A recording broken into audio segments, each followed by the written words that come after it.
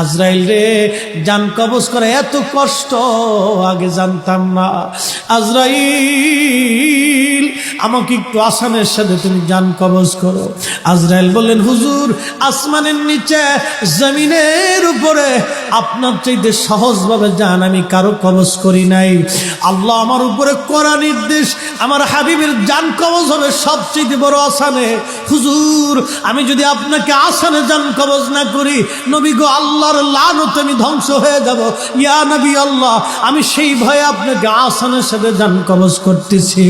হুজুর গো, আপনি নবীর আগে এবং পরে এত আসানে কারো জান কবজ হয় নাই, হবে না। আল্লাহর নবী ডেকে বলে, আজরাইল, জান কবজ এত কঠিন, এত কঠিন, আমার কাছে কষ্ট হয়। একটা অনুরোধ তোমার কাছে করে দেয় আজরাইল, আমার উম্মতের জান কবজটা তুমি সহজে কইরো। আমার উম্মত গুনাহগার,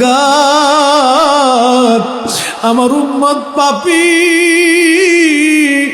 আমার উম্মত গুনাহগার, আমার উম্মতের জানটা তুমি আসানের সাথে কইরো।